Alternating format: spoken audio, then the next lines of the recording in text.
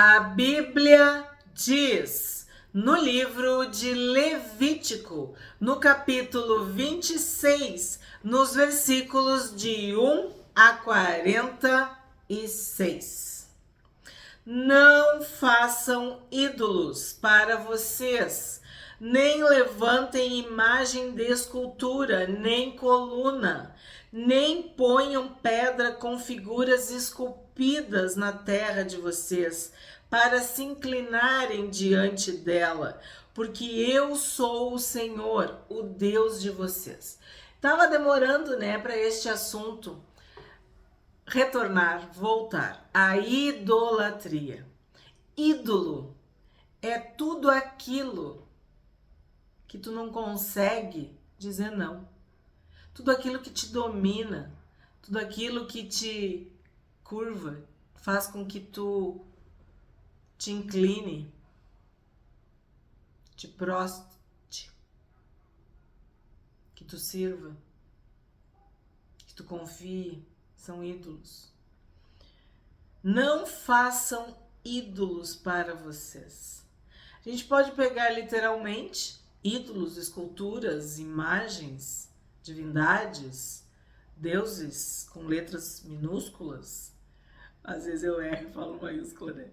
Deuses feitos por mãos humanas, falsos deuses, falsos ídolos, falsas divindades.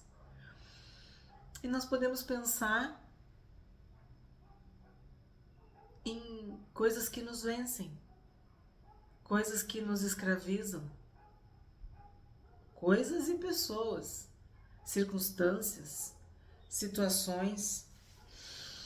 Não façam ídolos para vocês. Fujam da idolatria. Evitem os ídolos, a convivência. Porque o que a gente viu? Tu começa a conviver com os idólatras, daqui a pouco tu tá adorando os ídolos. Tu convive com os pagãos, daqui a pouco tu já tá seguindo, cultuando, adorando os deuses dos pagãos. Porque eles eram politeístas, eles tinham diversos ídolos. Pode ver que é no plural, né? Ídolos, divindades, deuses. 2. Guardem os meus sábados e reverenciem o meu santuário. Eu sou o Senhor. Então, a gente viu sobre o descanso solene, santificado, abençoado, que é o sábado do Senhor.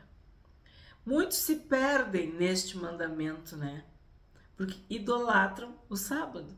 Aí tu pensa assim, que coincidência, o sábado veio na sequência da idolatria? Claro, porque foi uma luta para eles aprender a descansar, a santificar o Senhor, a não trabalhar. Vocês lembram no outro capítulo? Não façam nenhum trabalho, não façam nenhum trabalho, não trabalhem nesse dia, descansem, descanso solene. Aí depois aquilo virou um ídolo, que o Senhor Jesus precisou dizer com todas as letras: eu sou o Senhor do sábado. Então, temos o Senhor, seguimos ao Senhor, Jesus é o Senhor do sábado. 3. Se andarem nos meus estatutos, guardarem os meus mandamentos e os cumprirem. O que quer dizer isso? Santidade, obediência, fé, confiança, dependência de Deus. Então eu lhes darei as chuvas na época certa, a terra produzirá sua colheita e a árvore do campo dará o seu fruto. A debulha dos grãos se estenderá até o tempo da vindima das uvas, e a vindima se estenderá até o tempo da sementeira. Vocês comerão o seu pão à vontade e habitarão em segurança na sua terra. Então, o que Deus está prometendo aqui? Chuvas no tempo certo. Não chuvas como castigo, como punição, como calamidade, como juízo, que vem destruindo, que trazem desolação, morte, dor, prejuízo. Não. Chuvas na época certa. Chuvas de Deus, chuvas de bênçãos, chuvas abençoadas, chuvas necessárias para que haja colheita, para que haja provisão, para que haja paz, segurança, fartura, abundância, prosperidade, uma vida boa. Isso o que é? Isso é decorrência da obediência. Se andarem nos meus estatutos, se guardarem os meus mandamentos, se os cumprirem. 6. Estabelecerei paz na terra. Vocês se deitarão e não haverá quem os atemorize. Afastarei da terra os animais nocivos e pela terra de vocês não passará espada. Vocês perseguirão os seus inimigos e eles cairão à espada diante de vocês. 5 de vocês perseguirão 100 deles, e 100 de vocês perseguirão 10.000, e os seus inimigos cairão à espada diante de vocês. Olharei para vocês e os farei fecundos, e os multiplicarei, e confirmarei a minha aliança com vocês. Comerão o que tiver sobrado da colheita anterior, e para dar lugar à nova colheita jogarão fora o que tiver sobrado da anterior. Porei o meu tabernáculo no meio de vocês e não me aborrecerei com vocês. Andarei entre vocês e serei o seu Deus e vocês serão o meu povo. Então, o que Deus está dizendo aqui? Deus está dizendo assim, ó, eu prometo. Eu estou dando a minha palavra para vocês. Eu vou fazer isso. Porque Deus não é homem para que minta, nem filho do homem para que se arrependa. Se Deus falou, Ele vai fazer. Ele está dizendo, a minha parte eu vou fazer. Eu vou abençoar vocês. Como que eu vou abençoar vocês? Com paz. Com sono suave e tranquilo. Em paz me deitarei e logo dormirei, porque só Tu, Senhor, me fazes habitar em segurança. Aqui está falando bem claro, vai haver segurança, vai haver repouso, descanso, proteção. Aquele que nos guarda, ele não dorme, ele não cochila, ele não pisca. Ele zela e vela por nós. Então ele promete sono, descanso, paz, segurança, vitória. Aí tu pensa, ai, vitória. Gente, vitória quer dizer que teve luta. Para tu ter vitória quer dizer que teve guerra. E para ter vitória, guerra e luta, tu tem que ter inimigos. Então entenda o contexto. Nós somos abençoados com a vitória, mas nós temos que lutar, nós temos que guerrear, nós temos que afugentar os inimigos, vencer os inimigos, perseverar. Outra promessa de Deus, a multiplicação, a prosperidade, a abundância, a liberdade. E isso é fruto do quê? De uma aliança, de uma amizade, de uma intimidade, de um pacto que Deus tem com o seu povo.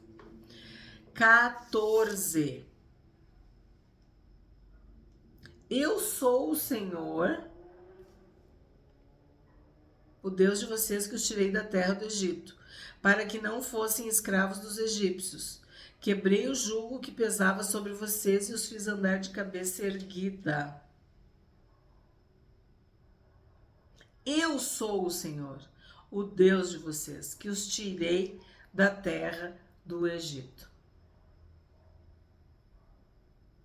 E os fiz andar de cabeça erguida. Vocês não ficam pensando sobre isso? Eu acho isso forte.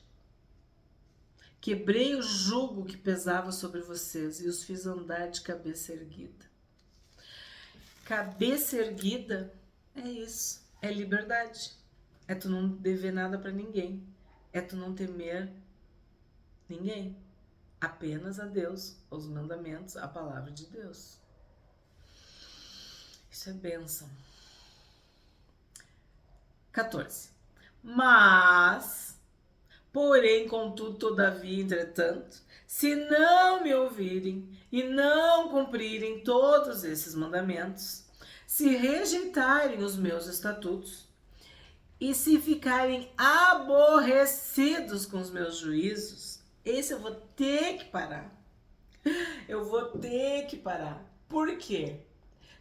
Tem gente hoje em dia que se aborrece com a palavra de Deus. E sim, eu vou confessar para vocês, eu também, ao longo da minha vida, já compartilhei aqui em vários vídeos textos que me ofendiam. Textos que eu ficava revoltada. Porque eu não queria ler aquilo, não queria ouvir aquilo. Quando a palavra de Deus vem, ela é como uma espada de 2 gumes, afiada dos 2 lados. Ela separa a alma do espírito, juntas e medulas, né? Discerne os afetos do coração. Então, é um espelho 3D. Tem até um vídeo no canal com esse título, que nos revela, que nos mostra, que manifesta o que tem aqui dentro. Quem é que ainda está vivo aqui? Quem é que ainda está reinando? Quem é que está no trono? Então tem textos que aborrecem. Mas se tu te arrepende, se tu te rende, se tu confessa, se tu chora aos pés da cruz, se tu pede para Jesus, Ele te transforma. Ele faz a obra. Aquele que começou a boa obra não deixa pela metade. Ele não deixa nada inacabado. Por mais que doa, por mais que a gente fique aborrecido com os juízos, né, com os decretos, com a palavra de Deus, por mais que nos custe, por mais que doa, a gente se humilha, a gente reconhece e a gente pede para que Deus nos dê graça de obedecer. Ouvir, todo mundo ouve. Agora, obedecer é especial. É fruto de amor, de amizade, de aliança, de intimidade, de temor, de amor, de adoração, de serviço, de dedicação, de consagração, de santidade a Deus. Tu quer viver uma vida reta, santa, piedosa na presença de Deus. Então, por mais que te custe, por mais que tu fique aborrecido, tu engole o choro, tu te submete e o Senhor te dá graça. Então, se rejeitarem os meus estatutos e se ficarem aborrecidos com os meus juízos, a ponto de não cumprirem todos os meus mandamentos e quebrarem a minha aliança, então lhes farei isto. Então, que Deus nos livre da desobediência, que Deus nos livre da teimosia, da rebeldia, da rebelião, desse ego inflado, dessa soberba, desse orgulho, dessa arrogância, né, dessa presunção, dessa altivez, desse eu no trono, desse eu em primeiro lugar. Eu acho, eu penso, eu quero, eu faço, eu não gosto. Sabe, o eu, não tem mais eu. O eu já morreu. Já está morto. Tu entregou para Jesus. A vaidade, né?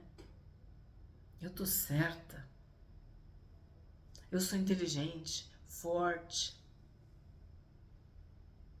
Quando tu atribui o êxito a ti. Quando tu acredita na força do teu braço, na tua inteligência, na tua sabedoria, na tua beleza, na tua riqueza, na tua família, no teu sobrenome, na tua santidade. Os fariseus acreditavam que eles faziam tudo certo, que o povo que era o povo.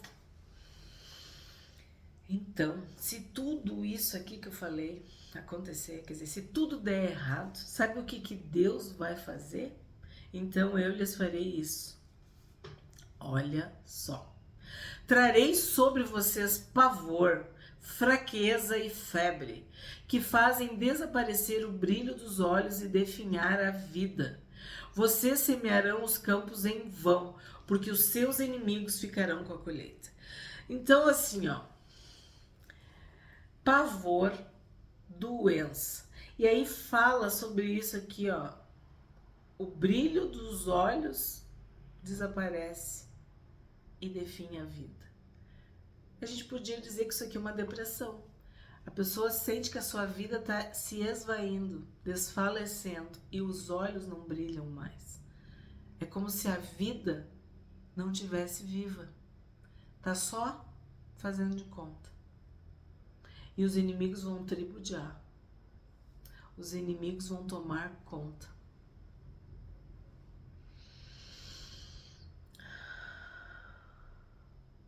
(17) Voltarei o meu rosto contra vocês e serão derrotados pelos seus inimigos. Aqueles que os odeiam dominarão sobre vocês e vocês fugirão mesmo quando ninguém os estiver perseguindo. Sabe paranoia, psicose, neurose, loucura, pânico, desespero? Fugir quando ninguém está te perseguindo. Se ainda assim não me ouvirem, tornarei a castigá-los 7 vezes mais por causa dos seus pecados. Quebrarei o orgulho da força de vocês e farei com que os céus sejam como ferro e a terra de vocês seja como bronze. Vocês gastarão as suas forças em vão. A terra não dará sua colheita e as árvores da terra não darão o seu fruto. Então tu vê que é uma sentença, um castigo, uma punição. O próprio Deus está fazendo isso. Eu lhes farei isto. Os inimigos vão oprimir de todos os lados, seja por dentro, seja por fora. Sejam questões físicas, materiais, sejam questões emocionais, psicológicas, mentais.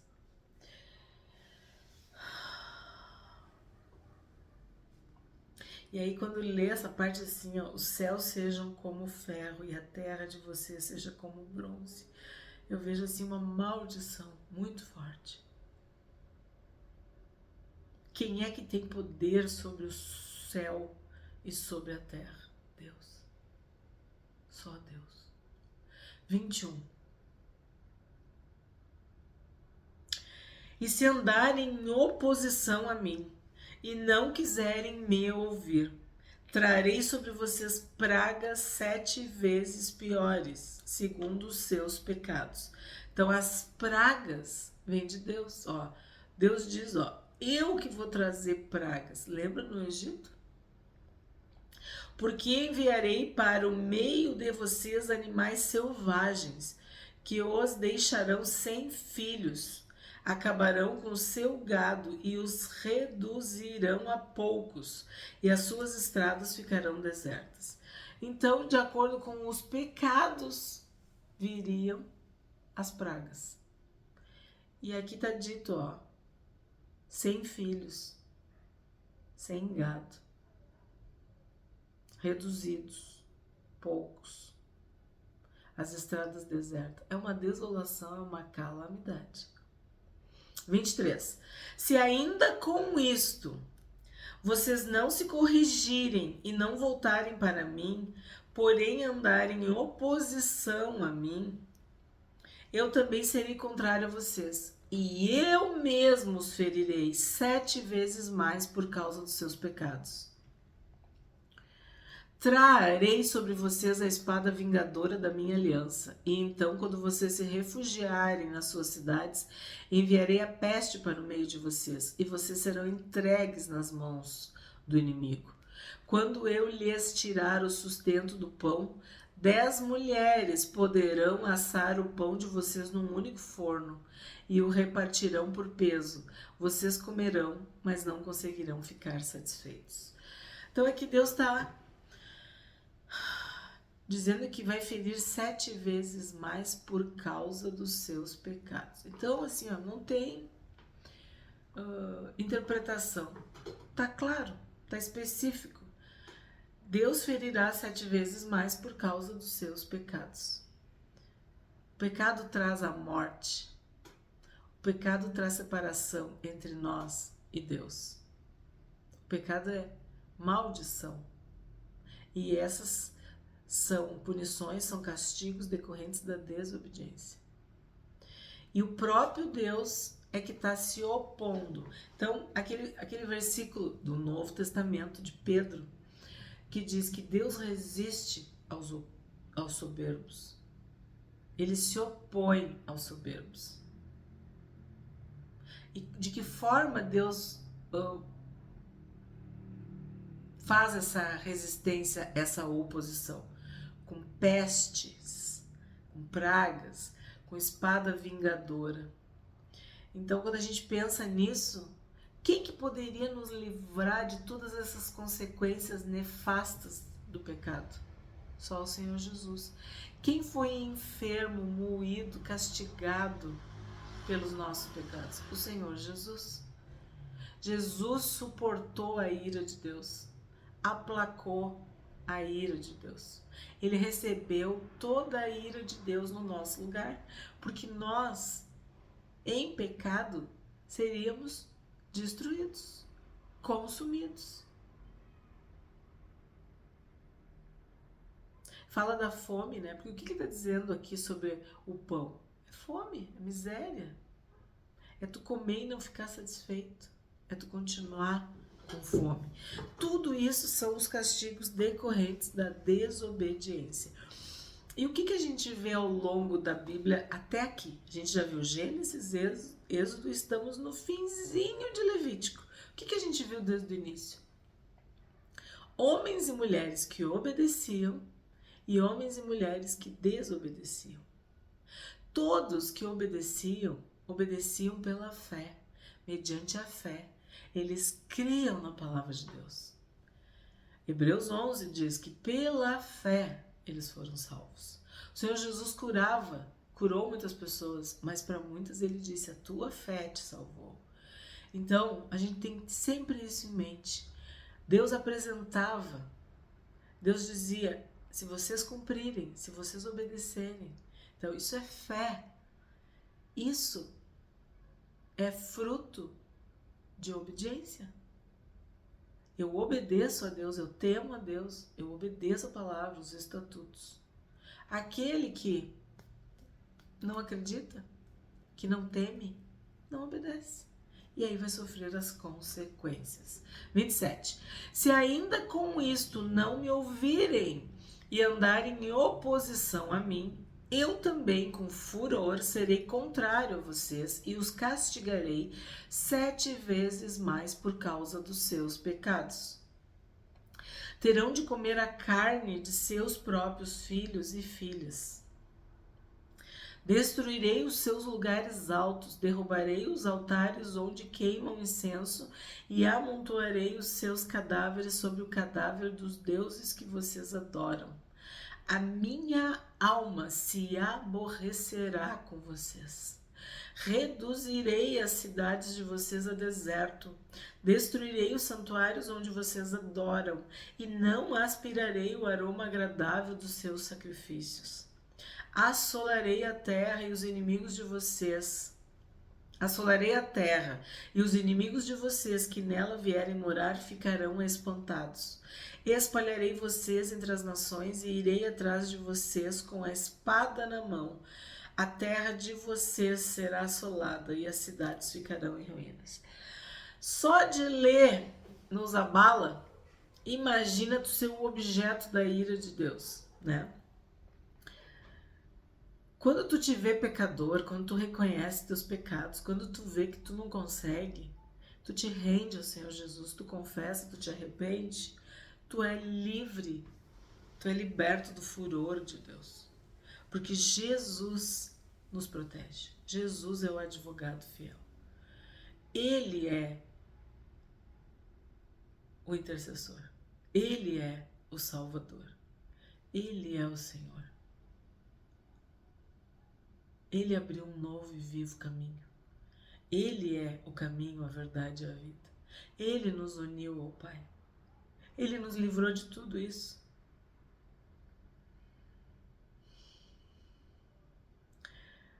Tu ter o próprio Deus como teu inimigo. O furor de Deus. E esta expressão, eu irei atrás de vocês. Por isso que tu tem que pregar o Evangelho. Por isso que tu tem que falar do amor de Deus. Porque se eles não conhecerem o amor de Deus, eles vão conhecer o furor de Deus. Eles vão conhecer a ira de Deus. Só que Deus nos ama e Deus nos abençoa. Deus nos santifica. Deus nos quer perto e não longe. Mas os nossos pecados fazem separação. O nosso Deus é santo. Esse é o centro. Esse é o assunto principal de Levítico. Nós precisamos de Jesus, do Cordeiro de Deus, do sangue de Jesus, do sumo sacerdote que intercede por nós, para que a gente possa ser livre, liberto da ira, do furor de Deus. Eu irei atrás de vocês. Que o Senhor venha atrás de nós por amor, não por furor, não por ira, não para nos castigar, né? Não para dizer apartai-vos de mim, malditos do meu Pai, para o fogo eterno. Vinde a mim, benditos do meu Pai, para o lugar que eu tenho reservado para vocês. 34. Então a terra celebrará nos seus sábados todos os dias da sua assolação, e vocês estarão na terra dos seus inimigos. Nesse tempo a terra descansará e observará os seus sábados. Durante todos os dias da assolação a terra descansará. Porque não descansou nos sábados de vocês quando vocês moravam nela.